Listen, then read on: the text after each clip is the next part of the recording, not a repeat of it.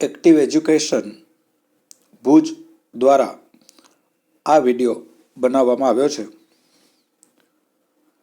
ઇતિહાસના પેપર 3ના થોડા જવાબો જોઈ લઈએ. ગાંધીજીનો અક્ષરદેહ પ્રકાશિત કરનાર પ્રકાશક કોણ છે? જવાબ છે નવજીવન પ્રકાશન. રાષ્ટ્રીય અભિલેખાગાર એટલે કે નેશનલ આર્કિવ્સ ક્યાં આવેલું છે? જવાબ છે Delhi.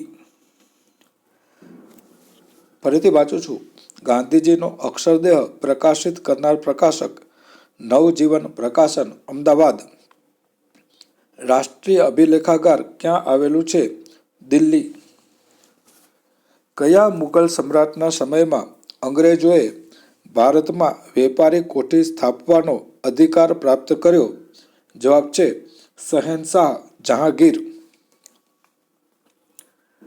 Number 4. Fort William college ક્યાં આવેલી છે? જવાબ છે કોલકાતા.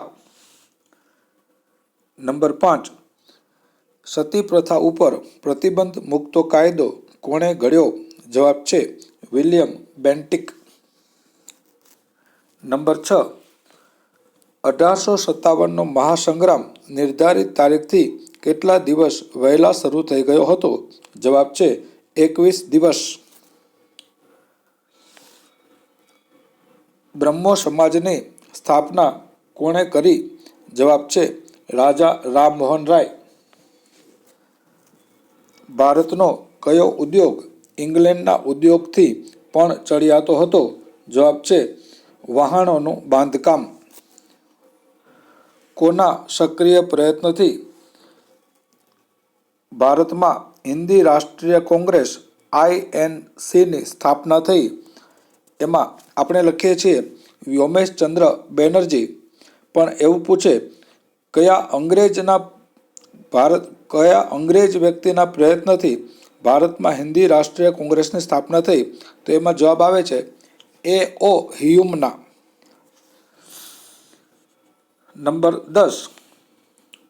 સાયમન કમિશનના વિરોધ માટે નીકળેલા સરઘસમાં કયા નેતા અંગ્રેજ પોલીસના સખત લાઠીચાર્જને કારણે શહીદ થયા હતા? જવાબ આવે છે લાલા લજપતરાય. નંબર 11.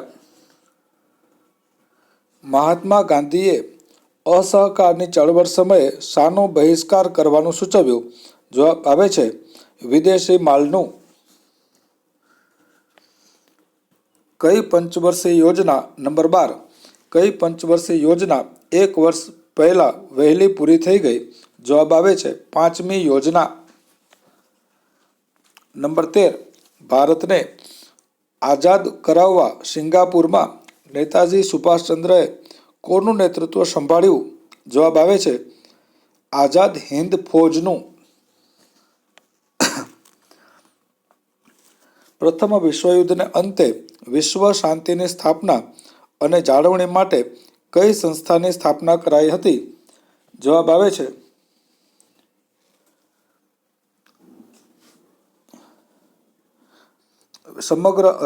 રાષ્ટ્રસંઘની.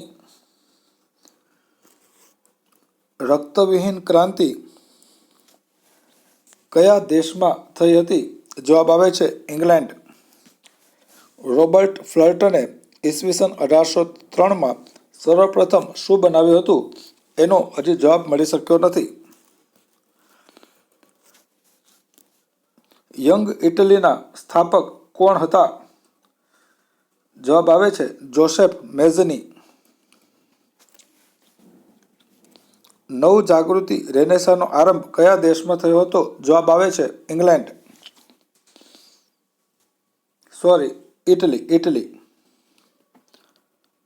ઇટલી આવે છે. દ્વિતીય વિશ્વયુદ્ધમાં અમેરિકા ક્યારે જોડાયું? જવાબ આવે છે